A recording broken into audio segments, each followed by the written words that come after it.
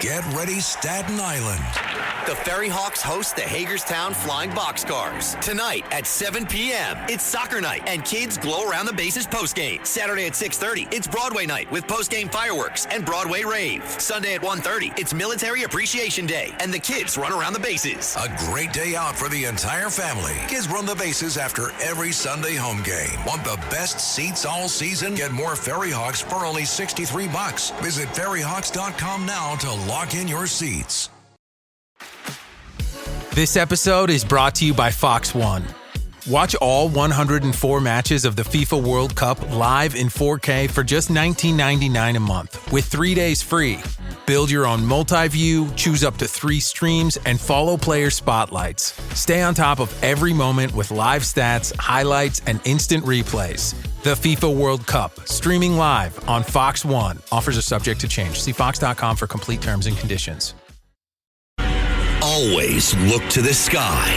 The Dr. Sky Experience is on the air. 77 WABC. Now, here's Dr. Sky. What an exciting weekend it is, ladies and gentlemen, as you're tuned to the powerhouse blowtorch signal of Talk Radio 77 WABC. Broadcasting, as we talk about, proudly from the center of the universe, New York City, to the nation and the world. Welcome to the Dr. Sky Experience.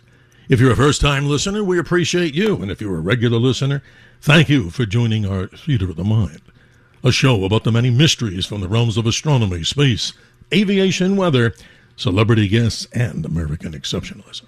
And in that Theater of the Mind, we welcome you with your calls and commentary always as you go to the front of all of our caller lines themselves.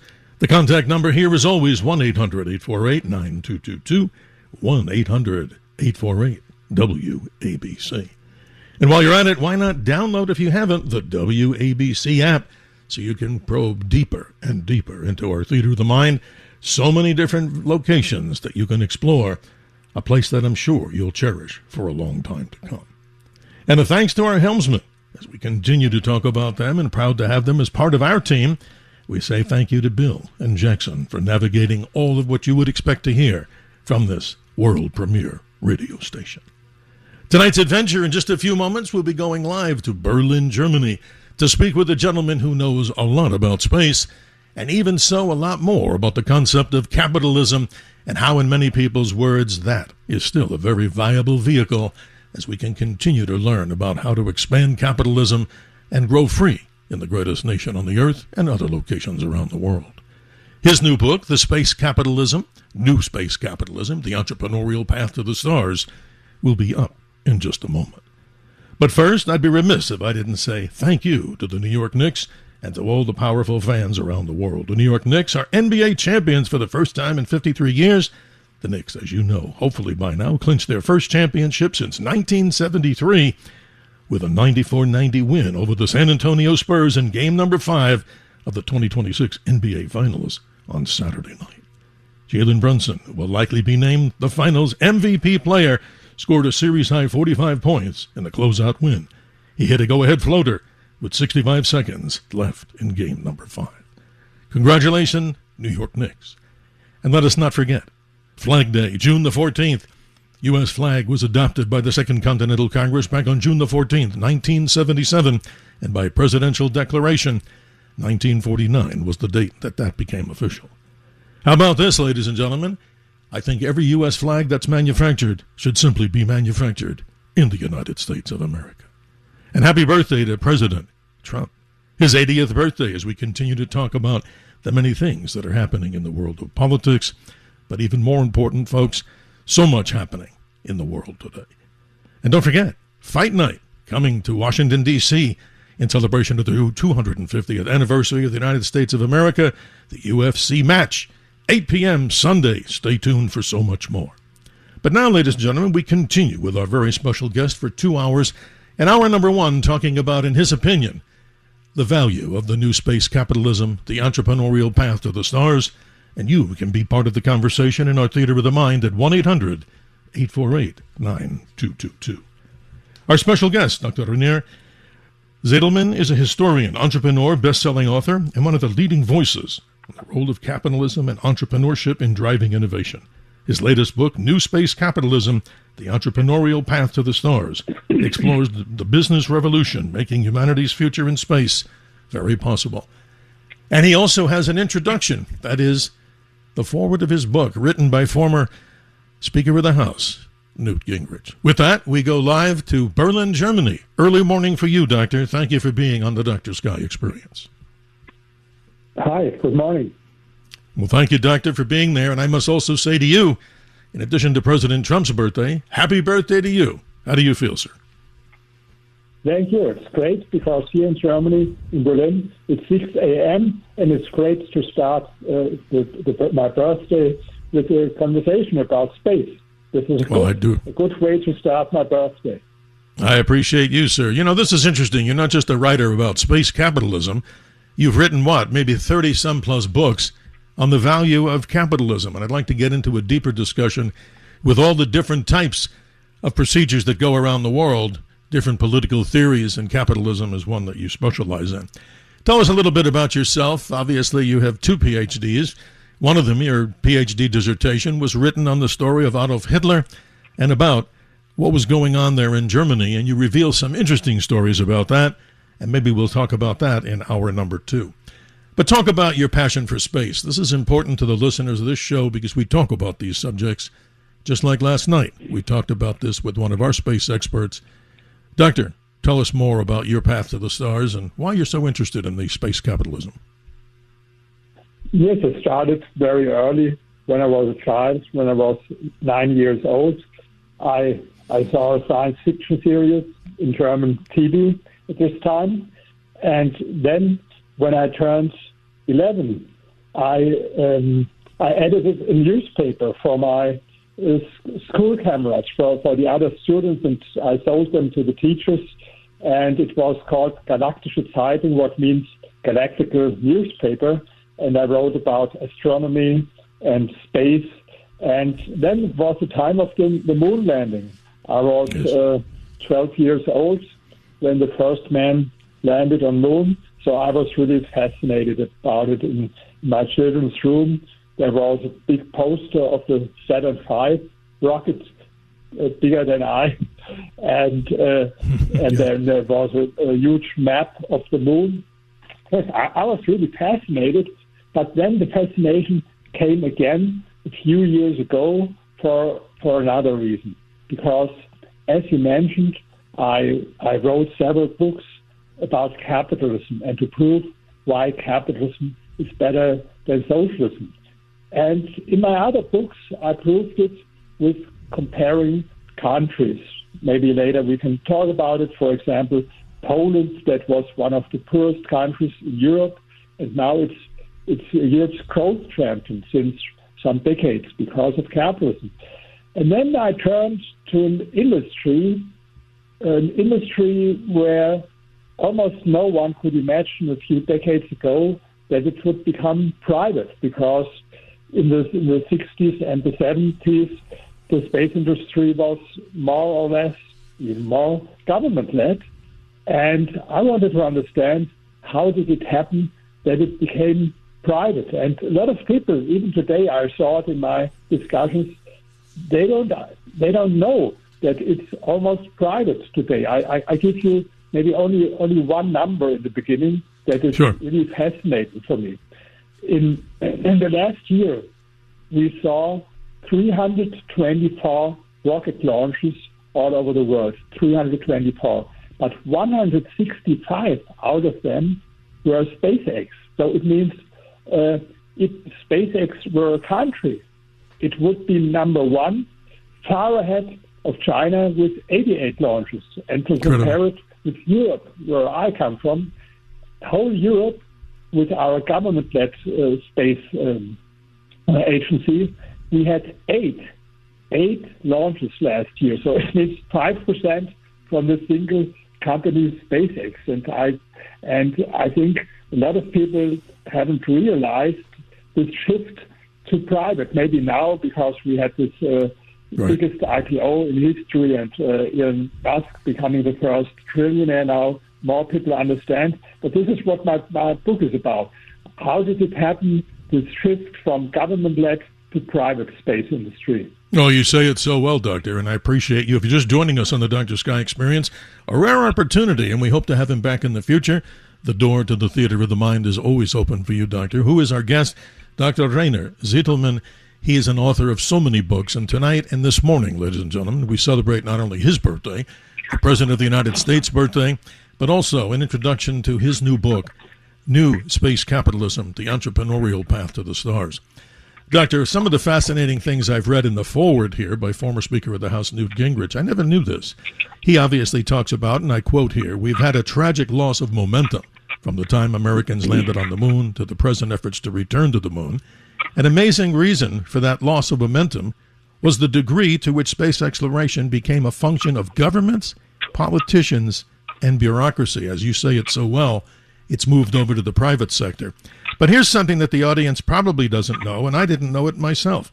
When he was a second-term congressman, that is, Newt Gingrich, in 1981, he introduced the Northwest Ordinance of 1787. What's that all about? A future statehood possibility, don't laugh, ladies and gentlemen, for statehood for the moon. That's fascinating. Never knew that. And who knows, maybe what will happen is your and Mr. Gingrich's thoughts, maybe one day with colonization of the moon. Who knows, it might become a state. Wouldn't that be amazing? I think what is really important is private property in space. And because this point is so very important, let's explain why it is so important. Yes. Let's go first back to the 60s. There was a space race between the United States and the Soviet Union. And this was about the question, who's better, the United States, capitalism, or Soviet Union, socialism? And Lyndon B. Johnson, the then president, he put it in his way. He said, who's number one in space is number one everywhere. Who's number two is number two everywhere. So it was a mobilization like in wartime. 400,000 people worked on the Apollo program, 20,000 companies, and it was almost 5% of the U.S. budget. So it was a huge mobilization. But in the moment when they planted the flag on the moon, the wind was out of the sails. They reached their goal, yes. And then after this, we had decades of stagnation. The launch costs remained always the same. And the question I asked my book, why is that? Why did it happen? And my answer is, because there was no incentive, no reason. Men do nothing without having a strong reason. And the reason in the 60s was the Cold War, the race between Soviet Union and America. And at this moment, when the United States won this war, there was no longer any reason. And what can be the reason? I think the main reason why we are not already on Mars, for example, as often in life, is money. Money makes the world go round. It applies all the more to such an expensive undertaking as, for example, settling Moon or Mars. And I think with taxpayer funding, it might be possible to finance one or few missions to Mars, just as it was done between 69 and 72 with the 6 moon missions. But, what Elon Musk wants, to build a city on Mars, we will talk about it later, I think. Yes, we will. It will only be possible with private capital. And this requires private property rights in space.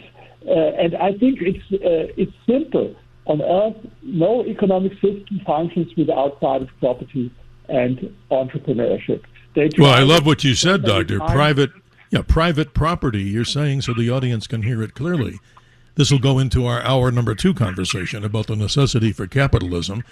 And in so many ways, it's being demonized by so many forces out there. So that's a conversation for the next hour that we have. But what I wanted to get to, Doctor, is so much on this particular subject. If you'd like to ask a question or contribute to the conversation here, Dr. Rainer Zitelmann is our guest. His book, The New Space Capitalism, The Entrepreneurial Path to the Stars. We're speaking with him as he's speaking with us live from Berlin, Germany, early Sunday morning, as you would imagine, his birthday, and so much more to talk about in space. But the number to get into conversation, 1-800-848-9222. Doctor, this is very fascinating. Newt Gingrich, of course, talks about this, but not to put NASA behind the eight ball here, so to speak. They've done so many incredible things. If it was not for NASA, we obviously wouldn't have gotten to the moon the way we did. And also a tribute to a person of German heritage also that, I don't know if you've ever met the man, but as we talk about the great Saturn V rocket, that's amazing. The whole creation of Dr. Wernher von Braun's whole team, that to me is genius for the 1960s. Yes, of course, this is correct. And he played the key role, Wernher von Braun. But when they asked him after the moon landing, what's next? His answer was, we should make it profitable. We should make so that we can also make some profits with this. He understood it, but this was what didn't happen. And so I think this is the reason why we need so much private property in space, because otherwise it's not possible to finance all this. Yes. And the problem today is, and this is the biggest problem, that according to the Outer Space Treaty from 1967, Article 2, it's prohibited for nations to claim ownership over celestial bodies. It's prohibited. And yeah, I hear. To be honest, I have not such a problem with this, that it's prohibited for states. But the question is it allowed, or would it be allowed for private companies or private persons? And this is not clear, because in the 60s, no one could imagine that some decades later there will be people like Elon Musk, billionaires, or Jeff Bezos, who have the technical skills and the money to go there on their own risk. They couldn't imagine. So there's nothing in this Outer Space Treaty about this. And today there's a dispute among lawyers about, there are even space lawyers today, whether it's allowed for private companies or not to claim ownership of celestial bodies. They have different opinions about it. But I think as long as this is not clear, it's very hard to finance all this. And I make a suggestion in my book, and this is the key. I ask the question, who should have the right to acquire property in space? And my answer is those who have the financial means to reach, develop, and use it, and those who are willing to take the risk. Example, if Elon Musk, SpaceX, succeeds in reaching Mars and begins building permanent settlements, then ownership of land should initially go to the company, not the entire planet, of course, but a manageable area, perhaps the size of Singapore. Given the Mars has a surface area roughly 200 times larger than Singapore, so there would be enough for others to build multiple settlements. And such a framework would also make financing possible. SpaceX, for example, could place Martian land into a real estate investment trust, REIT, allowing market forces to determine its value. And then anyone could become a shareholder. You, our listeners, and I think, to be honest, I would prefer this if I compare that states or nations that they own Mars or Moon. No, let's go private. Let's take asteroids. Let's take Mars to the stock exchange. This is my idea. I love it. Doctor, you're my friend on this, and I'm sure many people would wholeheartedly agree. We got about 4 or 5 minutes before this hard break comes up, but want to just throw this out, and we can carry it on after the break, too.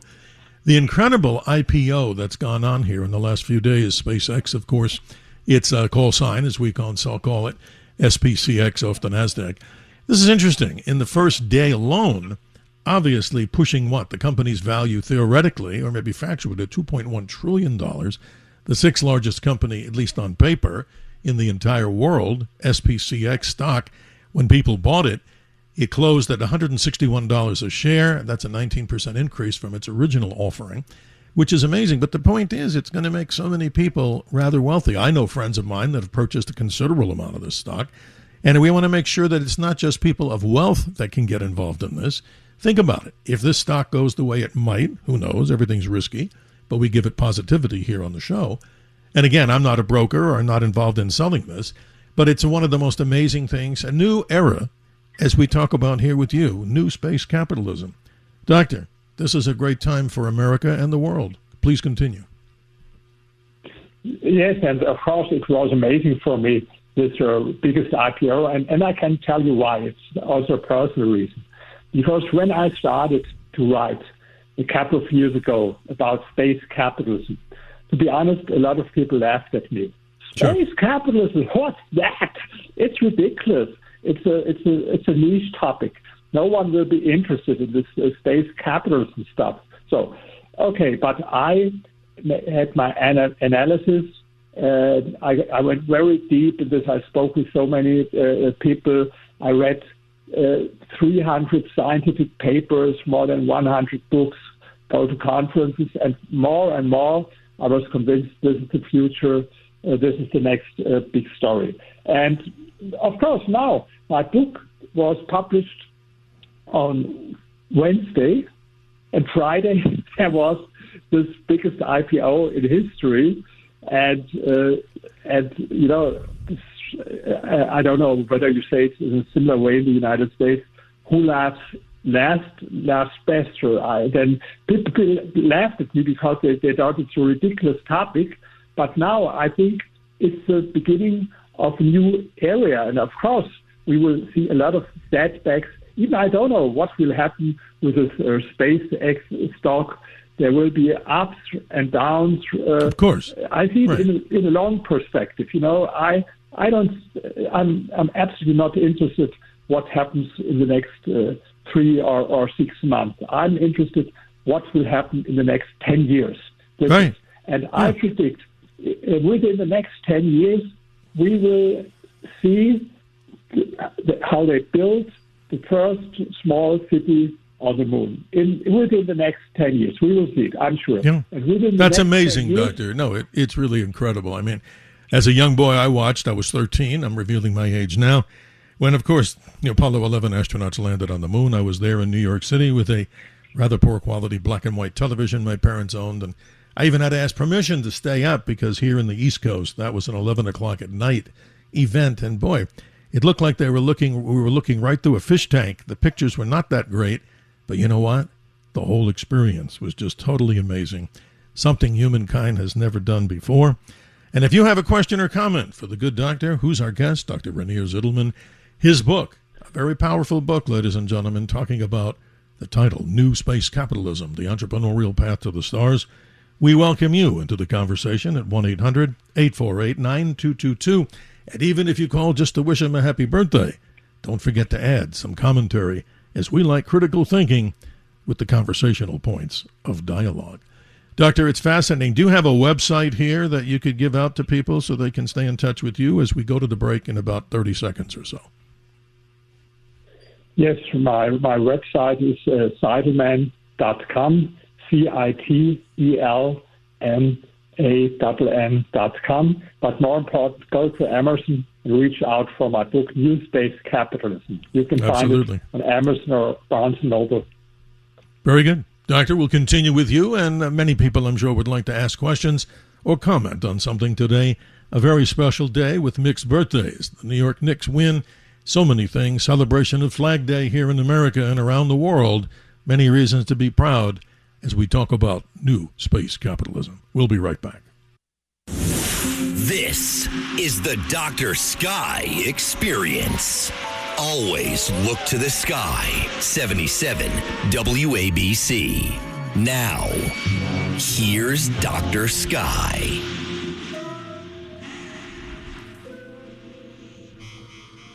The universe isn't dying. It's being rewritten with space exploration. A credible quote, and an incredible quote, I should say, by Voices Unknown, as we continue with our very special guest here, 31 minutes after the hour. we go live to Berlin, Germany with Dr. Rainier Zitelmann. He, of course, is our special guest. And we had something, Doctor, we wanted to play in honor for you, so here we go. Yes, we have something we want to play for you, Doctor, in just a moment. I think it's very important that we also say thank you and happy birthday to you. And soon we'll get that up on the air. But in the meantime, as we continue to talk with you about this great story of space exploration and space capitalism, I find it quite amazing that the numbers of people that are interested in this particular subject. As you mentioned before, you started off as a young man talking about this, but you're a unique guy in my mind because, and I say this very proudly, because so many people have taken the NASA route to space, and now we see all these companies popping up, and not just SpaceX, right? We're not going to talk about Jeff Bezos, what he's doing with his New Glenn rockets and things like that. Talk to us about the New Glenn program. How much has that set us back to what happened with the explosion of the New Glenn rocket to get to the moon? Yes, of course, this explosion was a tragedy, but fortunately, no one was killed. And, there was an explosion like this in 1960 in Russia and the Soviet Union. 70 people were killed. 70 people. And so fortunately with this explosion with Blue Origin, no one was killed. To be honest, things like that happen. When Elon Musk started, the first 3 rocket launches were failures. He had also explosions. Only number 4 was successful. So they call it rocket science, and it is rocket science. It's not simple. And failures and setbacks are a part of it. Think about the first years and decades of aviation. Yes. So many people were killed, and today it's the safest way to travel. By far the safest way to travel, and even with the rockets, they become more and more safe. Think about this: SpaceX last year had a success rate of 99%. I think this is good, 99%. Sure. And there's another. You mentioned it. Blue Origin is not and SpaceX are not the only companies. There's another company. Not so people know them, but I have something in that book. It's called Rocket Lab, and Rocket Lab is founded by a New Zealander. His name is Peter Beck. And he didn't study or nothing, but he had 21 rocket launches last year with 100% success rate, 100% success rate. And maybe 21 doesn't sound so much if you compare it with 165 SpaceX. But if you compare it with 8 launches in whole Europe from our European Space Agency, it's 3 times more from this New Zealander. And if you talk about the competition between SpaceX on the one hand and Blue Origin on the other hand, we have to admit, even without this accident, SpaceX is far ahead. I give you only one fact that proves that. Musk was able to build the first reusable rocket, the first real reusable rocket 10 years ago. Jeff Bezos did the same 6 months ago. So he did 6 months ago what Elon Musk did 10 years ago. So you see, they're far ahead. But of course, on the other hand, he did it, Jeff Bezos, as number 2, and no government-led space agency was able to do it. Not in the United States. No, it's a big accomplishment, right? It's a major accomplishment. Not in Europe, not in Russia. Agree. So no one was able to do it. Elon Musk did it 10 years ago. Jeff Bezos was number 2. He did it now 6 months ago. And, we had this Artemis 2 mission, this flyby to the moon. And this was, again, with a rocket that you could use only one time. They built it the costs were around maybe $4 billion. And this is no progress. This is the same as they did it in the 60s with their Saturn V rocket.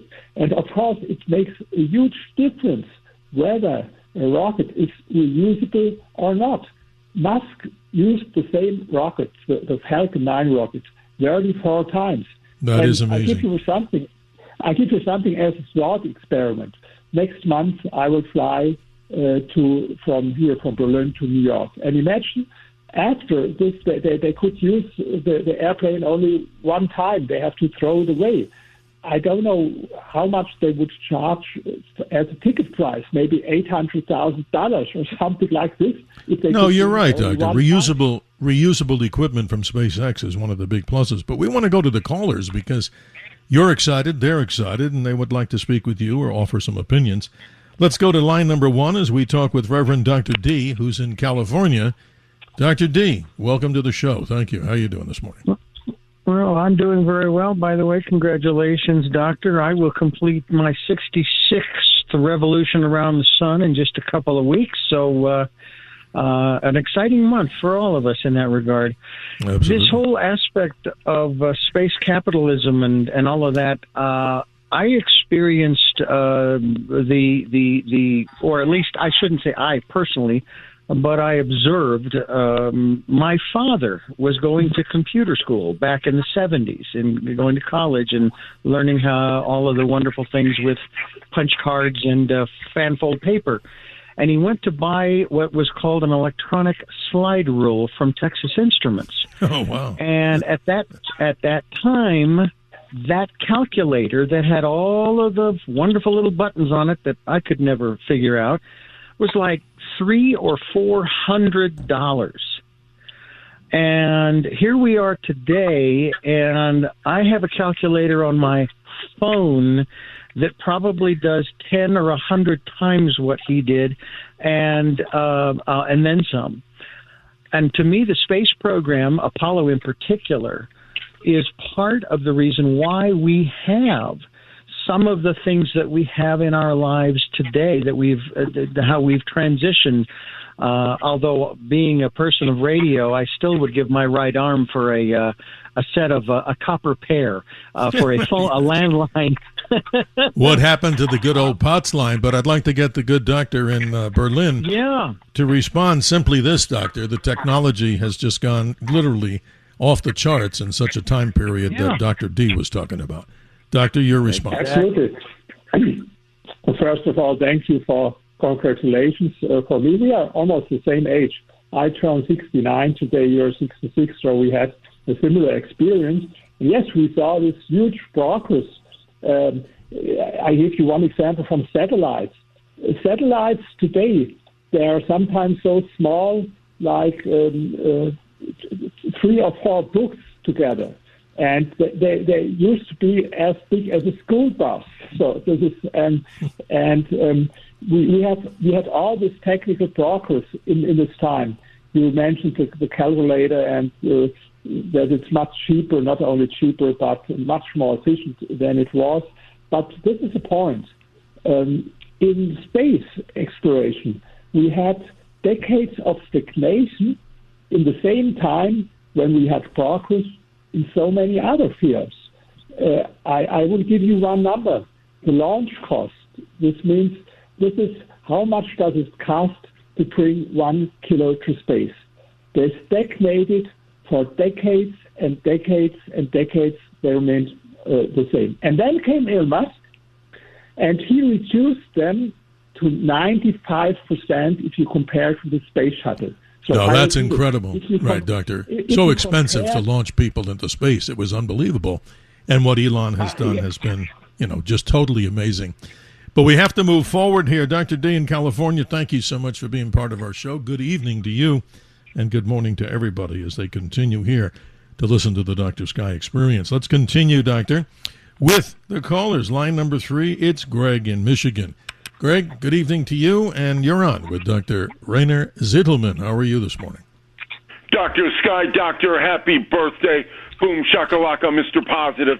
Hey, Dr. Sky, if you're talking about out of this world, I think the Knicks are out of this world there, young man. Amen, my friend. Yes. Yes, and I got to just ask the doctor, when we look at space and aliens, how, in his understanding, how are we going to know the difference? And when we think of aliens and UFOs, we're always thinking of things like space, spaceships and stuff Sure. like that. Do you think the zeitgeist, pop culture, in essence, has defined how we look at aliens and extraterrestrial? Can we get beyond that? Good questions, good observations from Greg. He's a regular caller to our show, the Dr. Sky Experience. Doctor, talk about that for a minute, because that's a hot subject today. Lots of controversy about E.T. and disclosure. And also, I failed to mention, the opening week of Spielberg's big movie for some. Many people like it. Many people are still confused about it. But disclosure, as we talk about disclosure, what say you, Doctor, about what Greg's talking about? I think I believe it's 100% that we are not the only one. Space is so huge we can't imagine it. Of course, there are aliens out there, but whether we will ever meet them or not, I don't know, because it's so far away, and it's very likely that there are a lot of not only one other intelligent spaces in space, not only we, but at the same time, I think to be honest, it's more unlikely that we will meet them. We don't know what will happen in some hundreds or even some thousands of years. We don't know it. But I think one thing is important for us. So now we are the only one. So I think we are not the only one, but of course we don't know others. And I think it's very important that mankind will survive, even for this reason, for a lot of reasons, of course. But this is for me a strong reason why Elon Musk want to go to Mars. He said it on Friday. Our purpose is to make mankind a multiplanetary civilization. Sure. Why? Because it happened on Earth that this asteroid killed all the dinosaurs some 100 million years ago. Correct. And things like this, of course, will happen again. We know it. Whether it will happen in 1 million years, in 100,000 years, or in 1,000 years, of course, we don't know that.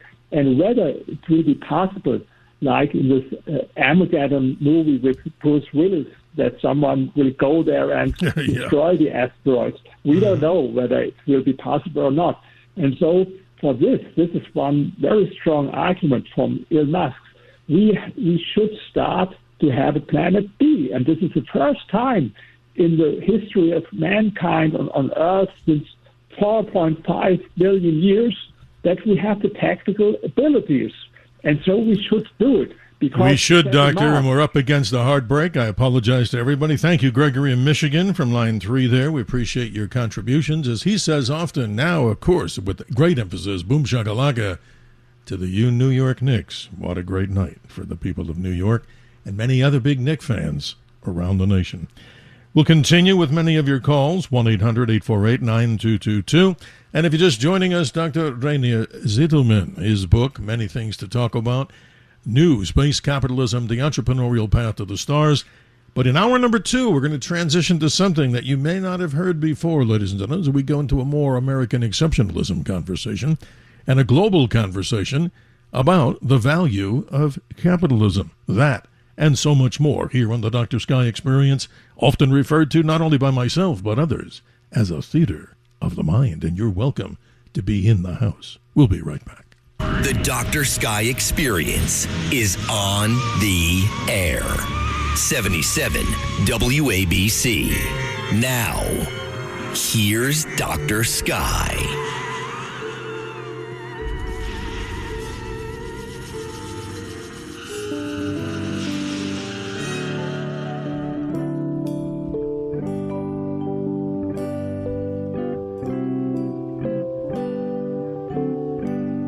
Zum Geburtstag viel Glück, zum Geburtstag viel Glück, zum Geburtstag alles Gute, zum Geburtstag viel Glück, zum Geburtstag viel Glück, zum Geburtstag Geburtstag viel Glück.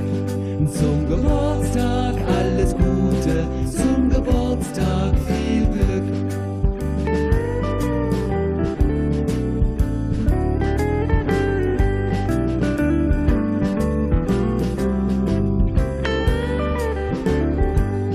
Zum Geburtstag viel Glück. Zum Geburtstag viel Glück. Zum Geburtstag alles Gute. Zum Geburtstag viel Glück. Well, at 48 minutes after the hour, happy birthday, Doctor. I don't speak German fluently at all, so I figured we'd go that route, and I hope the singers got it right. Happy birthday.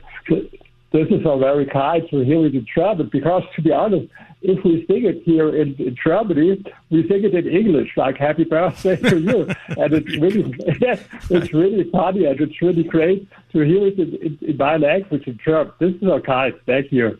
Well, our pleasure, sir. Let's continue with the callers here as we move through time and space. They've been patient. Line number 4, we have Dominic in New Jersey. Dominic, you're on with Dr. Zitelmann. How are you this morning? Oh, let's go to Robert in Philadelphia. Sorry, you can call back. And Robert, good morning as always. I appreciate you. How are you doing? Hi, Dr. Sky. It's good to talk to you again. And a thank you and a happy birthday to your guest, Dr. Littleman. I really appreciate the work you do. I think the concept of capitalism is an amazing thing when you apply it to space exploration, because I've always been the mind that capitalism was part of this thing that we call American exceptionalism, the opportunity to do these things. And I really wish books like The Road to Serfdom from F.A. Hayek was required reading in our schools. But be that as it may, since we're celebrating the creation of trillionaires and him creating 4,000 millionaires, let's look at the quadrillionaire coming. And I'm assuming it's going to come from the guy that figures out how to mine the asteroids. And with that in mind, I'm asking the doctor specifically about that asteroid 16 Psyche that is about 140 miles across. It's loaded with precious metals and diamonds and things like that. And they estimate that it's worth about $10 quintillion. That's a big number, Robert. You bet. I know. I have two questions. Go ahead. They say, everybody would be a billionaire, but it would crash markets and it might change the dynamics, and nobody knows. So I wanted to ask the doctor what effect he thinks that would have on the world economies if we were able to mine it, and even if it does crash the markets, is that a reason to not mine it if we're able to? And I'll leave it there. Interesting questions. Thank you, Robert. Doctor, very good callers here with great questions. Your response. No, I'm so thankful, because I already wanted to talk about this topic, asteroid mining. Let's go deeper in this. Yes, beyond Earth, there are so much resources on the moon, and yes, more specifically on asteroids. The asteroid belt between Mars and Jupiter alone is estimated to contain between 700,000 and 1.7 million asteroids. Mm-hmm. And in addition, there are over 40,000 known near-Earth asteroids. And so the question is asteroid mining economically valuable? There's even a dedicated website that lists the values of numerous asteroids, and the search for most valuable reveals countless entries with values exceeding $100 trillion. That's amazing. Of course, you are right. If the valuable market metals such as platinum flooded the market in such quantities, the price would, of course, immediately fall dramatically. Nonetheless, it's widely acknowledged that certain asteroids contain, especially the valuable raw materials such as the platinum group metals, we call it PGMs, in concentrations significantly higher than those found on Earth. And of course, we will do it. But what most people don't understand, it will be only an exception that will bring it back to Earth. More important for asteroid mining that we need all this in space. I'll give you one example. One thing that is even more valuable maybe than platinum is water. Maybe you laugh at me, water. That's interesting. We need water in space. We need water if we want to colonize space. We need water for man to wash, to drink, We need it as an isolation against radiation. Even we need water for propulsion for rockets, because you can split water in hydrogen and oxygen, and then you have propulsion for rockets. And it's too expensive to bring water from Earth to space as we do it now. But there is enough water on asteroids. It's frozen. Well, Doctor, I want to jump in here because of time. Excuse me for cutting you again a little short. Sorry. To go on to what Robert was saying, I wanted to add something to the conversation. I study asteroids a lot. I've been observing them, tracking them. You know, they look like dots in the sky. But the point I'm trying to make and what Robert's bringing up, he's right. A quintillionaire, or whatever that could be, the numbers are literally, no pun intended, astronomical off the charts. But that particular asteroid Psyche is quite interesting. What many astronomers believe is that it's probably the core of an ancient planet. So obviously it's extremely metal rich, as we're talking about here. But how did it form? Because it could be the remnant of a dying planet that once existed. And many people have been asking, the other questions came up about the origin of the moon. And we were in school, people thought that the moon came out of the Pacific Ocean. And that's what we were told. So that's incorrect. So there must have been an object that came extremely close to the Earth billions of years ago, Theia, maybe about a Mars-sized object, which also had a metallic core. It hit the Earth, and its early stages helped form the moon.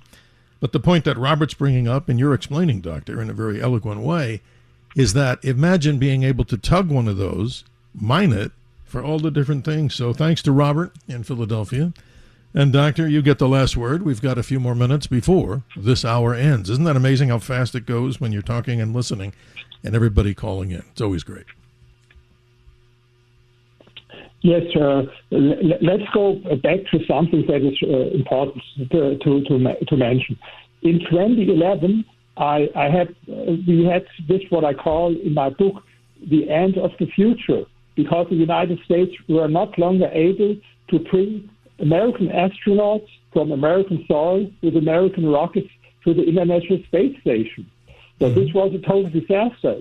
We relied on the Russians for 9 years. We had to use their old-fashioned Soviet rockets. And this was the failure of government-led space flight.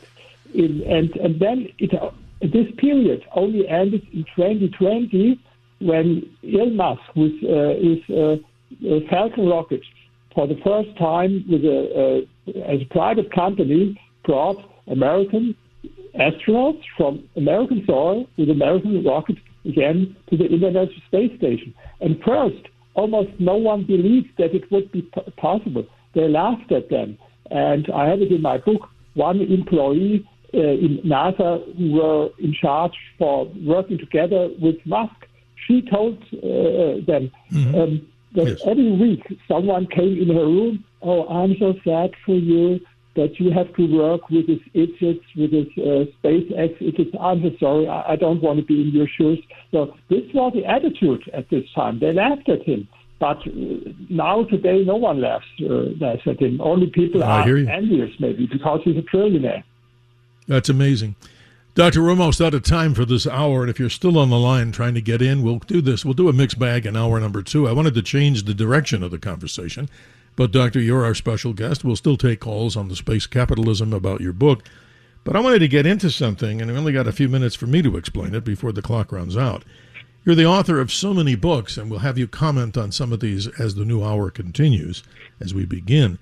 Your dissertation and your PhD was Hitler's National Socialism, a big critique, obviously, on that. You're the author of so many books, The Wealth Elite, The Power of Capitalism in Defense of Capitalism. How about this, ladies and gentlemen? How Nations Escape Poverty, How People Become Famous, The Art of a Successful Life. Wow, this goes on. Set yourself bigger goals. This is powerful stuff, ladies and gentlemen, and it also talks about, we hear so much, Doctor, about the demonization of capitalism out there by certain elements in other political parties and other individuals, and it's a privilege to have you here to explain the value, in your opinion, of where capitalism goes. Look at just going on here with the IPO. It's going to make so many people wealthy, at least that's the upward climb, and that is so important. You got about a minute, Doctor, before we close out hour 1, but the floor is yours for the next 60 seconds. Yes, maybe only to prepare for the next hour, I give you only one number. 200 years ago, 90% of the worldwide population lived in extreme poverty. 90%. Today, it's less than 10%. This is what capitalism did. Let's talk about this in the next hour. Absolutely, sir. It's always a privilege and honor. And as we say before, ladies and gentlemen, on to the stars. The term is ad astra. This is a reality as we're moving to a whole new generation of concepts and technology, whether it's AI included in the conversation. It's amazing. It's an interesting time to be alive, and there's a lot of positivity, and that's what we want to generate here on the Dr. Sky Experience with your calls as we move into hour number 2 in just a moment. Your calls in the Theater of the Mind, 1-800-848-9222. Congratulations to the Knicks as they continue to take the NBA championship. Not since, 53 years ago. That's an amazing time. In my opinion, it must be the spirit of number 24, Bill Bradley, looking down on the earth and looking down on his team along with the other great players of the exceptional New York Knicks. We'll continue on the other side of this particular news segment as we talk with great guests. And ours today is Dr. Rainier Zitelmann, his book, New Space Capitalism, The Entrepreneurial Path to the Stars, and more about In Defense of Capitalism. We'll be right back.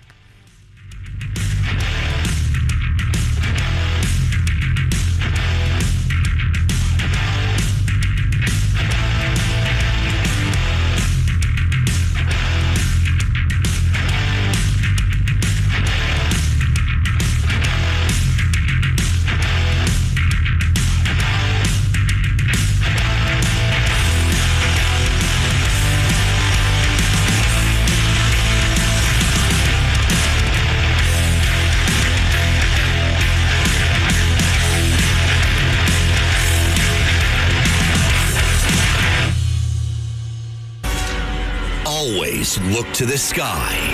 The Dr. Sky Experience is on the air. 77 WABC. Now, here's Dr. Sky. Welcome, ladies and gentlemen, as we move deeper into your weekend. And for those, of course, on the East Coast, and the powerful signal, the blowtorch signal of Talk Radio 77 WABC, congratulations to the New York Knicks winning the NBA championship. Something that hasn't happened, in some 53 years or so. Congratulations. We'll see a ticker tape parade, but many people say celebrate, but don't desecrate. Important.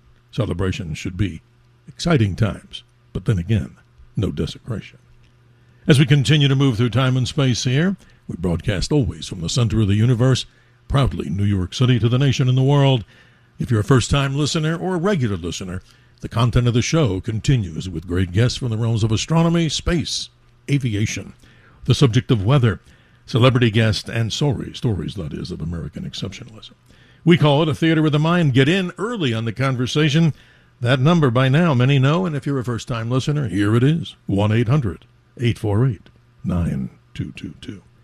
Thanks to our helmsman making it all possible, Bill and Jackson, navigating this powerful signal with your calls so you can be heard far and wide. Our special guest as we continue to hour number 2, Dr. Rainier Zitelmann. He is living and calling us right now. We're calling him, I should say, from Berlin, Germany, on his birthday, a very special day. But here in the United States, a celebration of Flag Day, President Trump's birthday, of course, his 80th birthday, and get set for fight night near and around the White House in Washington, D.C., UFC championship taking place around the 250th anniversary of the United States of America, 8 p.m. Sunday night, Eastern Daylight Time. Doctor, thank you for being with us. I want to see if we can continue with some of the callers from hour number 1 before we move on to a different subject, per se. Let's welcome Dominic in New Jersey. You've been very patient. You're on with Dr. Zitelmann. How are you? Hello, Dr. Sky, and hello, Dr. Zitelmann. I'm so happy to be, listening to your show, as always, Dr. Sky. And Dr. Zitelmann, just wanted to ask you a couple questions. What is your opinion on the German space program? Obviously, you know that a big part of NASA here in the United States after World War II was developed highly by a lot of German scientists and engineers that came from your country. into the United States, forming a foundation for NASA. And the reason why I ask that, because it just boggles my mind of why the German, you all aren't more advanced and more, involved in being one of the leading space program countries today. I mean, this is many, many years later, right? So if you could answer that question for me, I'd appreciate it. But I also want to say one thing to New Yorkers and Germany. I just want to say to all our friends in Germany, Doctor, if you can relay the message, if you hear fireworks coming from New York tonight, don't worry. It's just Knicks fans celebrating their first championship since 1973. 53 years of waiting, and tonight the basketball capital of the world is throwing one big party from Manhattan to Munich. Everybody's welcome on the bandwagon. Go Knicks, a Fugerson. Yeah, Dominic, you say it so well because, hey, I'm a proud New Yorker myself, even though I'm out here on the other side of the country. But that is quite amazing. But, Doctor, your opinion of what Dominic is talking about first, about the German space program. He brought up some good points. Yes, this is a huge contrast. You're right. The American space program, by the way, also the Russian space program, what a lot of people don't know, was formed by German scientists, by German rocket experts, Werner von Braun, but a lot of others. But today it's very depressing. If you look at the German space program or European, there's one number is interesting. Last year in Europe we had 8 launches compared with only the single company SpaceX 165 launches. It means 20 times more. But the European Space Agency, its government, they are very proud to have a certificate in gender equality. This is what they are proud of, gender equality, but they are not able to build a reusable rocket. And we Germans, we are very proud. We have a program to bring disabled people to space, also this equality, but we don't have our own rockets. This is really depressing. If you compare it with the time that you mentioned, when this team from hundreds of German space specialists came to the United States and where the Werner von Braun was the mastermind of the Apollo program. And then if you see it today, this is the same in soccer, We were champions in soccer so many times, and today we are not. It's a decline in Germany, not only in the economy. We have now in Germany 7 years of stagnation, and the reason is we forgot what made us successful after World War II, and this was capitalism, this was the market economy. And since this Angela Merkel, Germany started to turn more and more in the direction of a planned economy, and all with the pretext of climate change. We want to fight against climate change and everything, planned by the government, and this failed as it ever did before. So this is not a wonderful topic, to be honest. Well, Dominic, thank you for your contribution here, as always, to this radio show, and all of you out there, ladies and gentlemen. We'll get to your calls.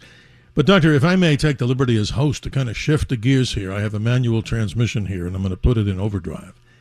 This is fascinating to me because this is a thing that I keep seeing and hearing. I've done shows across this country in the past on what I called a call to rights, the Constitution, the Bill of Rights, the Second Amendment, and all that kind of stuff. But I won't go into too much of that. You, of course, have a very special niche here, and I like it. The book, In Defense of Capitalism. Let me read something, because this is not school time right now. It's not civics class, but why not give these definitions? Capitalism, and I'll get your term on this too, in your version. The core definition, an economic system based on the private ownership of the means of production and their operation for profit. The main features. It relies on voluntary exchange, competitive free markets, and supply and demand to allocate resources. The role of the market. Prices are set by consumers and corporations. Wealth accumulation and innovation are encouraged, which can drive economic growth, but often leads to significant wealth inequality, as this description says. And also the government role is limited, typically focusing on protecting individual property rights and enforcing contracts rather than controlling businesses. I've read stuff. But, Doctor, this is so important. I see, in my opinion, humble opinion, so much of a desecration on capitalism here by other forces and other political parties, not to name them, we all know who they are. Tell us your version of capitalism, shorter than what I read. Yes, I think if you want to distinguish between capitalism, free market economy on the one hand, and the planned economy on the other hand, it's very simple. In capitalism, consumers, entrepreneurs, in the end, consumers decide what to produce and what not, and they decide who becomes rich. For example, if Jeff Bezos becomes rich, it's because our consumers' decision. Every time you buy something on Amazon, you make Jeff Bezos rich. So capitalism is democracy in the economy. We vote every day, and if you Google something, you make Sergey Brin and Larry Page a little bit richer. If you use Facebook, you make Mark Zuckerberg a little bit richer. And I think this is democracy. And in the planned economy, on the other hand, it's the state, the government, who decides what to produce. And I see a negative development in Europe, but also it was in the United States, that we forget about this, that the politicians think that they are smarter than millions of consumers and millions of entrepreneurs. I give you an example from Europe, what happens here.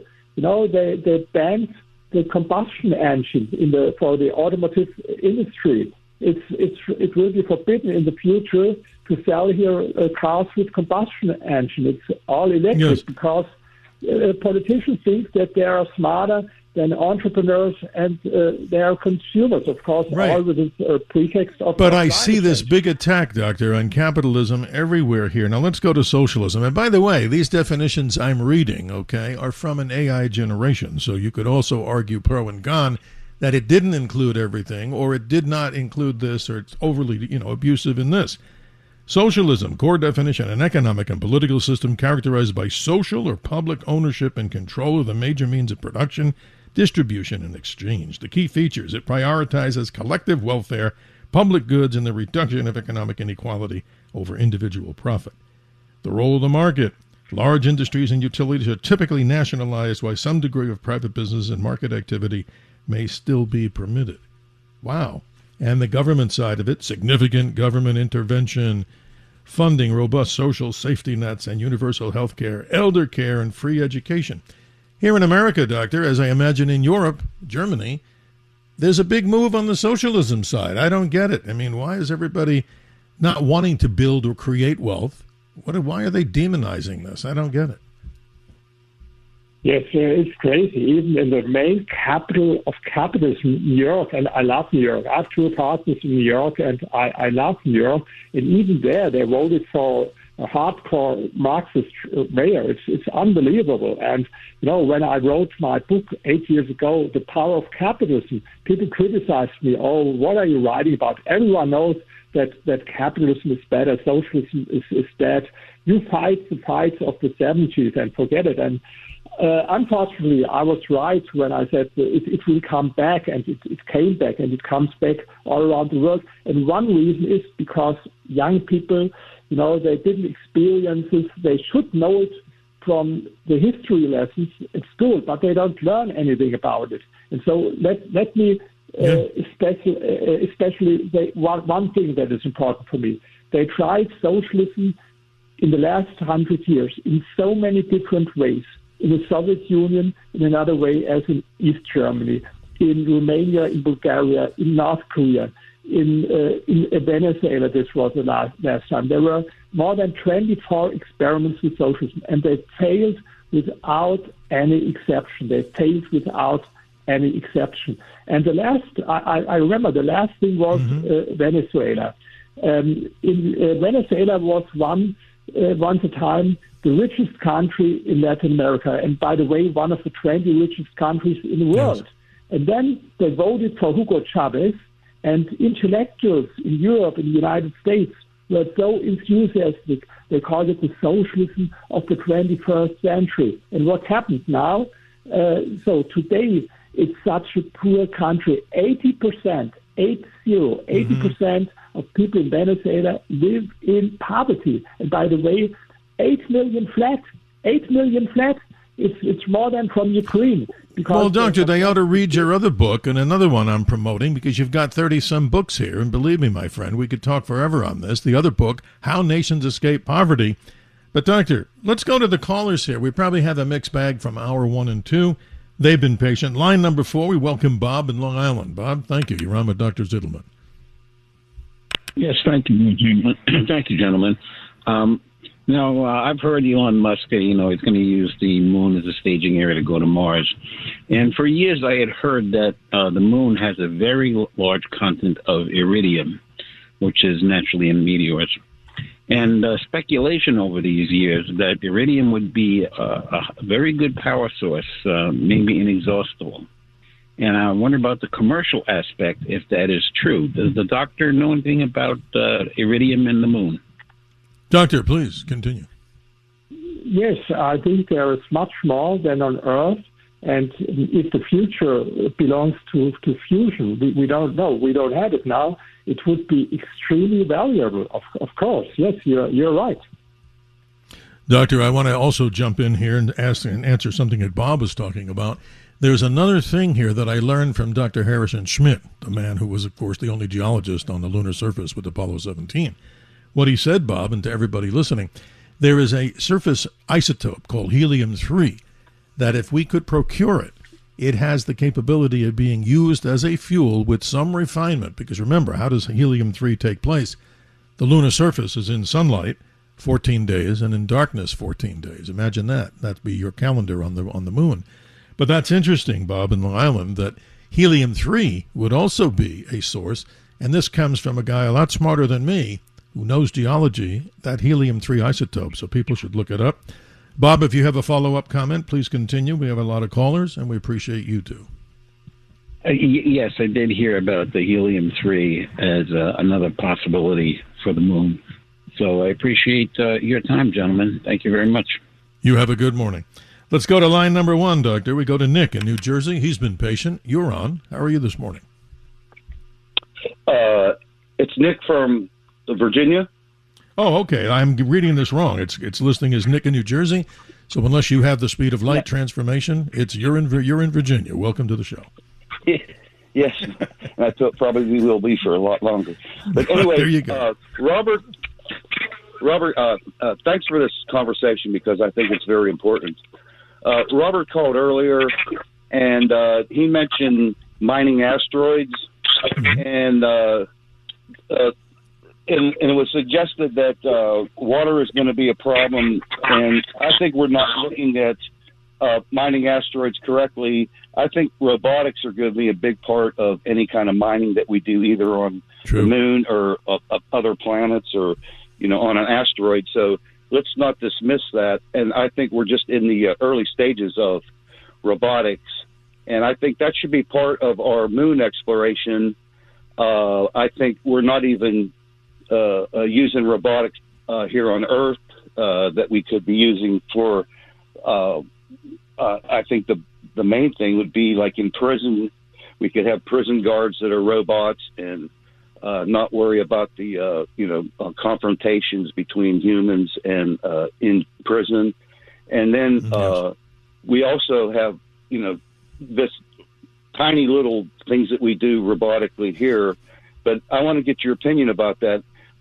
That's going to be, some entrepreneur is going to start with the robotics and make a lot of money. And I think there's no doubt that capitalism is the main drive, the main engine of anything that we do in space.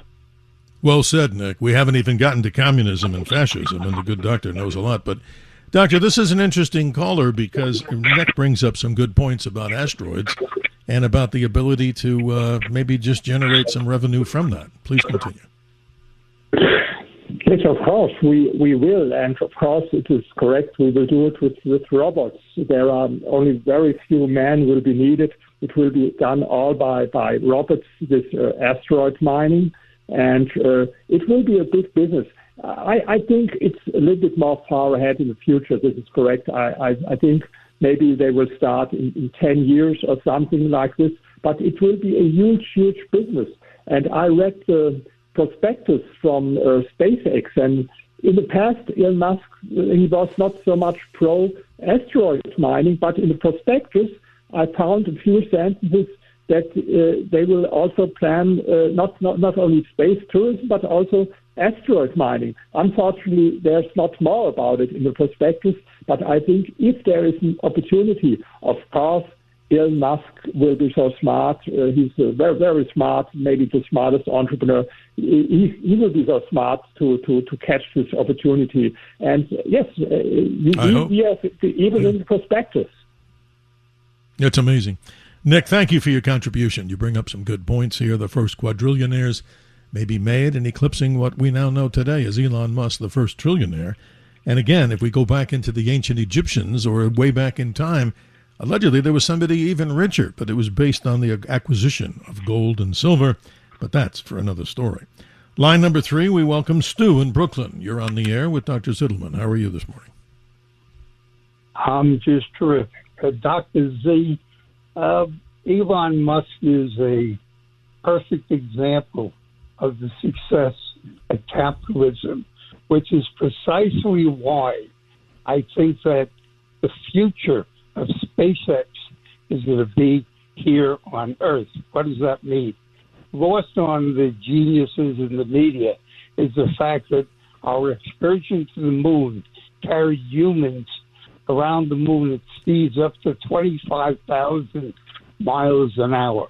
Correct. That means that the possibility of Elon Musk's idea of intercontinental travel aboard a rocket-powered airline-sized transportation units may be feasible, and I suspect the money that SpaceX just raised is going to be to do the engineering and the research into solving the problems associated with humans traveling at high speed in quantity and rocket-powered intercontinental rockets. So my trip to see my lady in London is 39 minutes, not 8 hours. Yeah. You said it so well, Steve. Doctor, respond, because I think we have some very interesting callers here. Absolutely. I'm happy that you mentioned it, because I forgot to talk about this. This is a very huge opportunity, and Musk spoke even years ago about this opportunity with his Starship. This is the biggest rocket ever built in human history, and not only to use it to go to the moon and to Mars, but also use it on Earth. And it's correct what you say. If they are successful with this, I can go maybe in 30 minutes from Berlin or from Frankfurt to New York. Of course, there are problems. You have to build huge space ports, airports, spaceports, whatever. And maybe not for everyone. It's a good thing because of the high pressure, and so maybe if you're not so healthy, it's not a good idea to take such a rocket. But I think it's a part of the future and a part of the thing. You can make a lot of money for business people. Time is money, and if you have the position whether to fly 10 hours or 30 minutes, and even if it's more costly, then I think a lot of business people would take the 30 minutes option. And yes, very important point. Very good. Doctor, we're almost at the half mark here in hour number 1, the hard break as we call it. But it's interesting. Tell us again your website. I didn't hear it clearly, and I will try to repeat it throughout the show, too, so people can get in touch with you and learn so much more about the many books you've written. And we'll get back on measure after a few more calls and talk about In Defense of Capitalism, something that everybody out there, I'm sure, has a lot of questions about. Your website. Yes, it's my name. It's spelled CITELMA and then double N and then .com. That's it. Yes. That's a very good website. Zitelmann.com. Yes, and you can learn so many things about your books. And if we have time, we'll even explore some of the concept of one of your novels, which I think is quite interesting, and we won't bring it up this moment. But again, how many books are we talking about here? Well over 30 books that you've authored. I mean, this is fascinating for people to learn about how to improve their life, how to escape poverty, defensive capitalism, the wealth elite, so many things, the power of capitalism, and how to set yourself bigger goals. So you're helping people. These are things of importance. Yes, and I think, this was, my books are translated in 35 languages now. And, for example, in Defense of Capitalism, you can have it in 30 languages.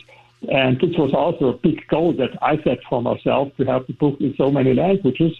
But one of my most successful books is Dare to be Different and Grow Rich. And it's about the power of thinking big. And I think this is, when we talk about America, let me tell you how I see the American success.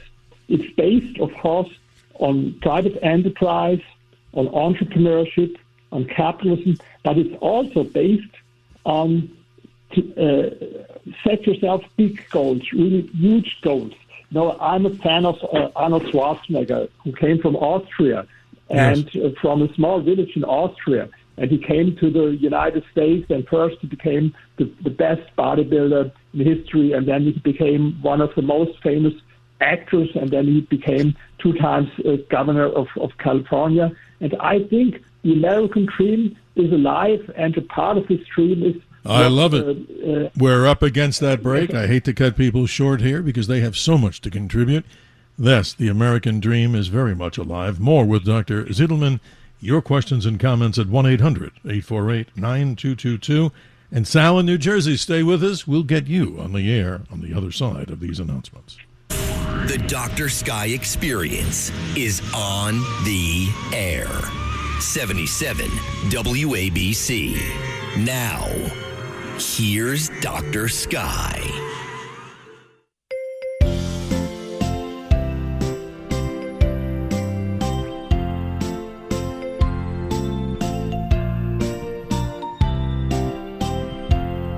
Happy birthday, Donald Trump. Happy birthday to you. Happy birthday, happy birthday, happy birthday, Donald Trump.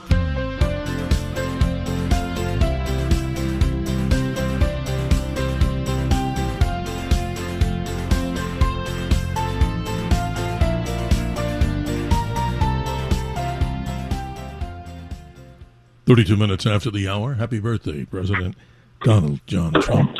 An 80th birthday to celebrate, along with our very special guest, Dr. Rania Zitelmann.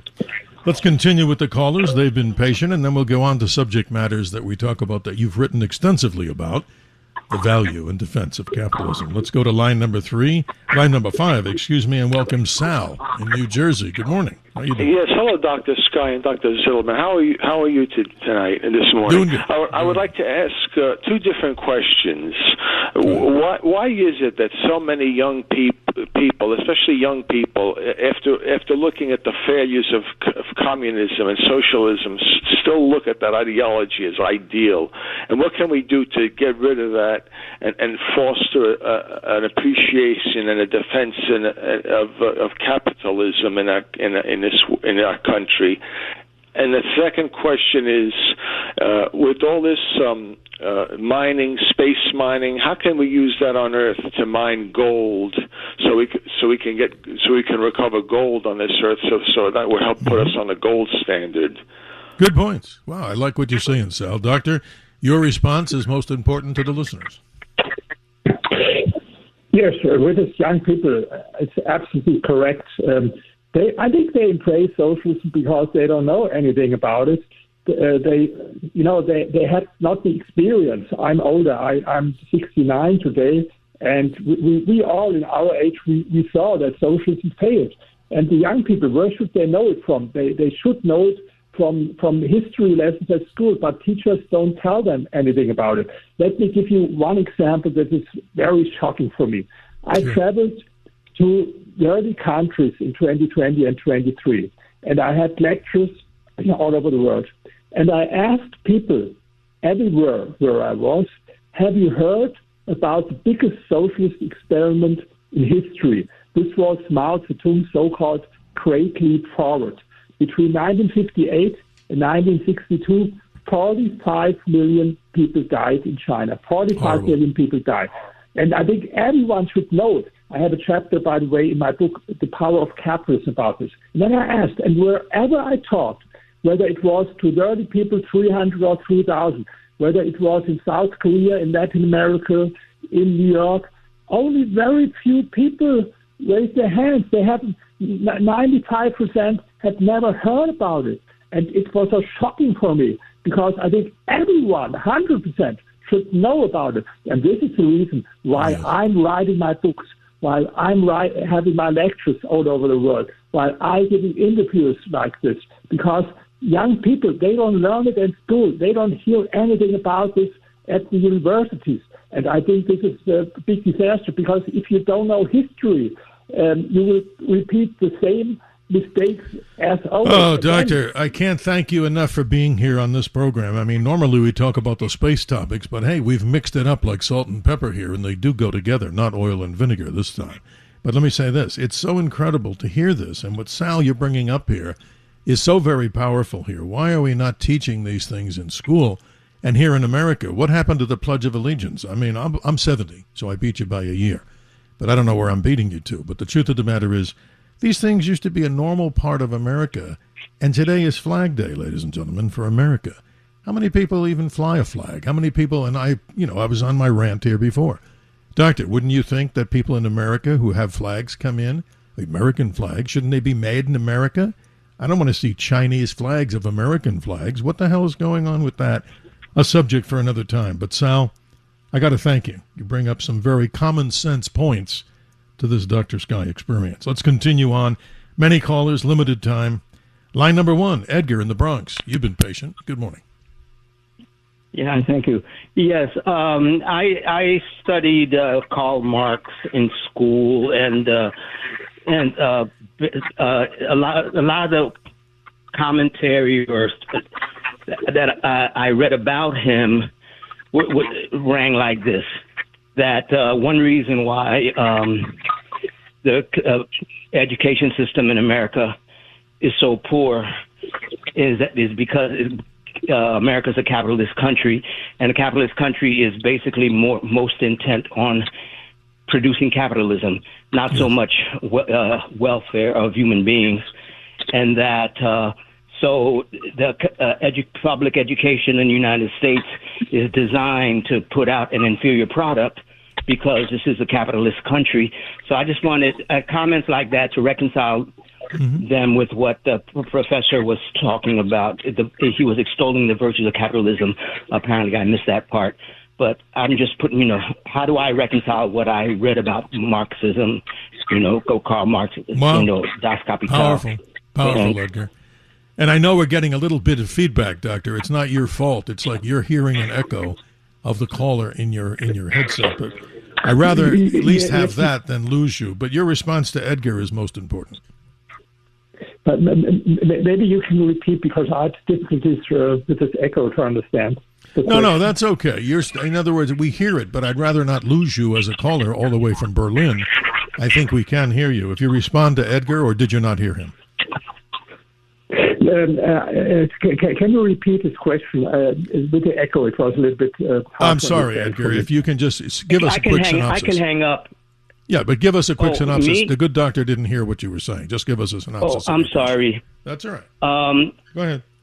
How do I reconcile what I read about Karl Marx's literature, Das Kapital, that capitalism is designed to put out an inferior product because the main purpose of capitalism is to create capital? The human element is secondary or tertiary on that. Okay. We'll mission. Go with that, yeah. Edgar. In time, I appreciate you. Let me have the doctor explain his opinion. I understand this, and I read it. To be honest, when I was young, like a teenager, I was a Marxist, and I read all 3 volumes of Das Kapital and all the other books. But I think the most important thing, this is theory, and the theory is one thing. But the reality is they tried to realize these theories 24 times in the last century, and they failed without any exception. And then you have to ask the question, what about the theory the socialists, they tell you, oh, it was not real socialism. Next time it will work better. And this is a story they tell you since 100 years. Even after Venezuela failed, they told you, oh, sorry, this was not real socialism, but next time it will happen. But they tell us since 100 years. So I think the theory was wrong, and it was, like great economists like Ludwig von Mises, they showed why the theory was wrong. But I think you don't have to know anything about the theory, because you saw it never worked in practice. I give you one very important fact. Vietnam, they embraced Marxist theories, and they were the poorest country in the world. Of course, also with the war with the United States and other countries. In the 90s, they were the poorest country, poorer than all African countries. And then they started with free market reforms. I've been there several times in Vietnam. They call themselves socialists, but it's harder to find a Marxist at a university in Vietnam as it is in Europe or the United States. They learned their lessons, and they embraced profit. They love capitalism. And what happened there, and this is a very important number, the number of people living in poverty decreased in Vietnam from 80%, there you go, 80 to 3%, from 80 to 3%, because free market reforms. That's a big deal, and it's a big thing. Doctor, you say it so well. We're almost up at the next break here, but I want to say something in value to what you talk about here. In quick summary, I read a lot of what you wrote here and still continue to read it.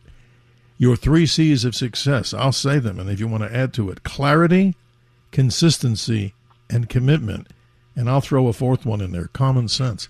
So if anything you do in life, and again, I'm not perfect. I mean, I have to follow these things and want to also. I'm a believer in capitalism, obviously. So these are the things. You want to set a goal? Clarity.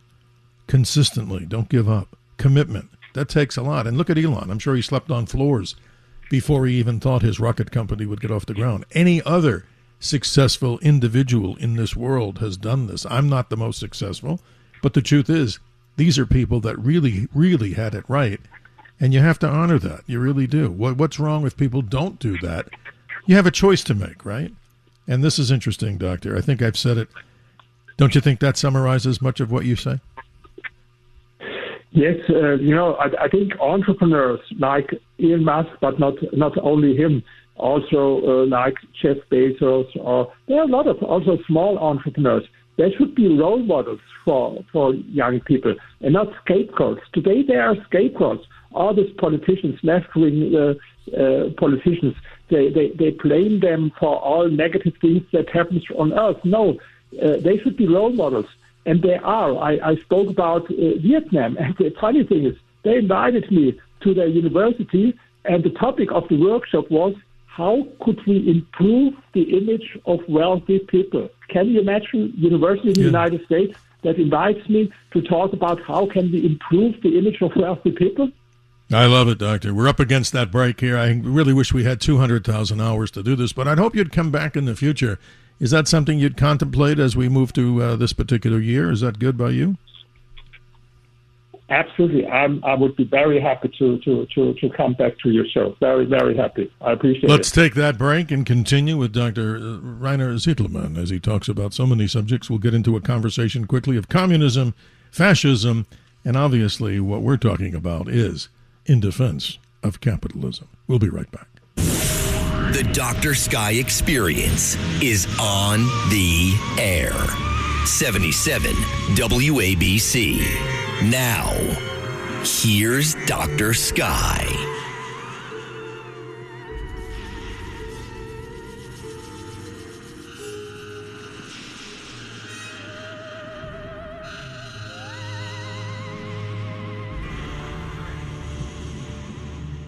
Communism. Revolutionary political and economic theory rooted in Marxism, which advocates for a classless, stateless society where all property is publicly owned. Key features: individual property rights and free enterprise do not exist. Prioritizes economic equity and communal outcomes over equality and opportunity. Fascism, a far-right, authoritarian, and highly nationalistic political ideology that seeks to organize the entire society under a centralized, totalitarian state. In defense of capitalism, Dr. Rainer Zitelmann is our special guest at the top of the hour. And we do continue at 47 minutes after the hour. Doctor, let's continue with the phone calls, and then let's get into an analysis of what I just talked about and your belief strongly in the defense of capitalism. Let's say good morning to Sean, line number 3 in Boston. You're on the air, and thank you for your patience above all. Gentlemen, awesome show. And today is Donald Trump's birthday, and tomorrow is Xi Jinping's birthday. Ping pong over in Communist China. It's his birthday the day after. Now, listen, it's in the defense of the free markets and free enterprise. Don't use the term capitalism. Capitalism was coined by Karl Marx and all his Marx pals in the 1800s. Okay, so let's clear that up first. And the thing is, you're talking about communism in America. Listen, we imported it. We brought in the third world, and they're voting for all the goodies. And combine that with all the people that hate this country, well, they see communism as a way of destroying this country, and they're all for it. Communist China pours in billions of dollars. Saudi Arabia pours in billions. They have so much influence in this country, it's disgusting. Nobody talks about China sent the virus here, the COVID virus. No one talks about the Saudi Arabians who ran into our trade center on 9/11 because they got so much power in this country. Nobody brings them up. They just bring Fauci's name up. So that's the point. We brought in millions of third worlders, and we're now a third world country. But you guys don't seem to worry about immigration. Just keep bringing in all the commies. I guess you support it if you're not against it, right? Well, I think the president's done a lot, in my opinion, Sean. But let's continue on. I do get the message, and I think, look, you and I are brothers in the concept, and I do believe that America, with capitalism, and again, salute and patriotism, and allegiance to America, is the right thing. Doctor, your response all the way from Berlin, Germany. Yes, you're correct. You said capitalism was coined by the anti-capitalists. I tell you why I use the word as a provocation, because I want to start a discussion. And in the moment when I say I'm pro-capitalism, I have even a T-shirt, I love capitalism, and I start a discussion about this topic. But maybe can I add something at this point? Please. You told I have a birthday today, and so when I have a birthday, I can have a wish maybe, and my wish is that you, Steve, Dr. Sky, you read my book, and I want you the first to put a review on Amazon.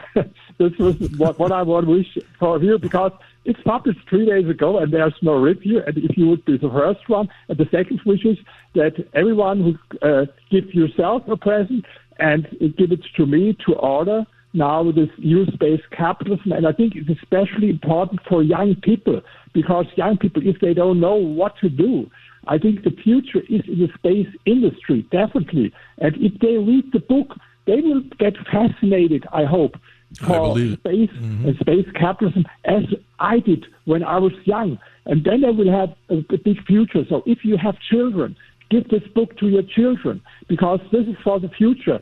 Don't study any bullshit things like gender studies and all this crazy stuff. It doesn't bring you forward. And even if you study economy, study something related to space. I think, Doctor, you've given us some good inspiration. But let me jump in here as the host. What's your message to the American people? Because, again, we haven't had time to go into your dissertation and your doctorate on Hitler's National Socialism. I mean, that's a subject entirely, you're native from Germany. You understand what happened in your country. And so many people suffered under this horrible individual in all-time history, just like so many other people, like Joseph Stalin, who said, and I quote, "Show me the man and I'll show you the crime." I mean, that's crazy. But the truth of the matter is, these things are important. What's your message to America to steer itself away from the socialism, the communism, the fascism? You have the floor. This is powerful stuff, so let me be a good listener.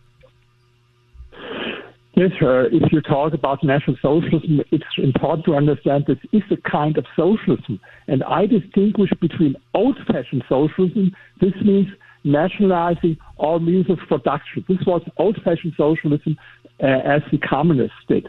But then this new type of socialism, what Adolf Hitler did first was formally the property rights remained, but only formally in legal terms. But in reality, there were no property rights, because the government. It means the dictator, Adolf Hitler. He told the entrepreneurs what to produce and what not. And this is a dangerous thing, that today we have socialism. They don't call themselves socialists, but in fact they are. You have socialism in this time when you have not unlimited property rights, but in this moment when the politicians tell the entrepreneurs what to do and what not. And this is the topic of my book, Hitler's National Socialism, to understand and to distinguish between this old type and new type, I call it the modern way of doing socialism. And this is a very dangerous way because they don't call themselves socialists. Hitler did it. But today, most of the socialists, they don't call themselves socialists, but I they agree. are. In the moment we have a lot of problems, Doctor, and I'm going to try to get and squeeze in as many callers as possible, not to overtalk you. But again, it's an apology if that sounds that way. Let's go to line number 4, Joaquin in Pennsylvania. You're a regular caller to the show. How are you, sir? Good evening, Dr. Sky, and your guest. I'm so sorry I missed his name. I got home late. The caller previously said that Karl Marx said that capitalism produces an inferior product.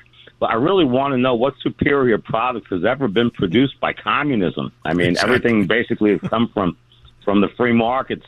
And barring, you have to admit that World War II Germany, their military machine, they definitely did put out, incredible equipment that we actually, a lot of the stuff that we used was based off of that. But aside from that, no communism or socialism has ever given anything to anyone except for poverty and, Joaquin, I knew I had a brother in Pennsylvania, so this is interesting stuff. Doctor, in the limited time here, not to cut people short, we try to get responses. Go ahead there, Doctor. This is an interesting gentleman, Joaquin. Yes, I can only say I agree 100%. Of course, you're right. I agree. It's interesting. Thank you, Joaquin. We'll try to squeeze in as many callers. Line number 1, Anthony in Long Island, as we close out our show. You're on the air with Dr. Zitelmann. Good morning. Yes, thank you for the programming. I think we become what we resist or proclaim to resist originally. Alexander Fraser Tytler had said that democracy cannot be a permanent form of government because they slowly devolve through these 8 stages of democracy, ultimately ending in a government that, through loose fiscal policies, collapses at its. And he said it would only last about 250 years, which is exactly where we find ourselves. Exactly. And when you have a government that lets in 20 million people and decides to charge you congestion pricing to use the streets that you paid for and built, you have a serious problem. And I think it's not long before the oppression of the leadership reveals itself, which is where we find ourselves. When Joe Biden came out and said that if you don't vote for me, you ain't black, that was the most divisive thing a president could ever say to its people. Agreed. And then too, they started injecting us with chemicals, and they started, drugs used to be illegal, and now all the vices, whether it's gambling, drugs, prostitution, pornography, they're selling it and taxing it to the people. So they're playing the game on both sides of the equation, whereby they're selling protection at the same time they're taxing the vices that they're selling Anthony, you the protections. So they're so feeding right. at the trough from both sides. So we've become what we proclaim to resist, sir. You're right, Anthony. Good. Another caller. We have the greatest callers here, Doctor. And believe me, I'm hook, line, and sinker in agreement with many things Anthony say. But you have the floor as we close out our show. Great callers. Great commentary. Tell us more, Doctor, before the clock runs out. Yes, I think, as Churchill put it, democracy is far from being perfect. Maybe it's the least worst from a lot of worst political systems, and I don't see an alternative. But of course, the problem with democracy is that politicians, they promise a lot to win elections, and then they make more debt, and I think this is a big problem. We have so much debt; it's very dangerous, and it's only because they compete for voters' votes, and then they promise a lot, and later to fulfill it, they make huge debt. This is a real problem in democracy. Anthony, you're spot on, and so many callers here that talk about this. But I wonder, Doctor, with elections coming here in America and other places around the world, I just hope people go back to the concept of common sense, as we talk about and other great hosts here on this station do, And one of the big mantras here, you'll hear commentary from not only owner of the radio station, Mr. Katsimatidis, and also many others that are hosts here about truth, justice, and the American way. And I think that's so important here, to teach these values to students in school and enforce the American traditions that are seemingly slipping through our fingers like a bunch of beach sand. And we don't want that to disappear. You get the last word. We got about a minute, Doctor, but I hope you'll come back. A happy birthday to you in Berlin, Germany. You got a minute to respond and give us a quick summary. Yes, it was a great start for my birthday. Thank you. I appreciate it. And, of course, I'll be back. I'll be back. And, yes, let's repeat my wish. Go on Amazon or Barnes & Noble and order now New Space Capitalism and give it to your children, give it to young people. I think it will inspire them for the future to embrace capitalism, to embrace space. And yes, thank you. Doctor, happy birthday again. And to our president, President Donald John Trump, he's celebrating his 80th birthday. May the peace of God be with him and those decisions that come. I don't know how I would handle that. That's a man that works, 28 hours a day. And we do respect his continuous belief in American exceptionalism. Thank you, ladies and gentlemen, and stay tuned here on Talk Radio 77 WABC as I pass the torch of conversation and dialogue for another side of midnight with Lionel as he takes you to the sunrise, which is occurring pretty soon, ladies and gentlemen, and that of the summer solstice just around the corner. Clear skies, good health, and we'll see you next week with some interesting stories and continuing with American exceptionalism about the great steam engines of the past, like the big boy locomotive traveling for America's 250th. You got to hear it, you got to see it. And a story of Lionel trains, a great American tradition with fathers and sons, and even young girls and fathers working together, talking about a project with Lionel trains. And thank you.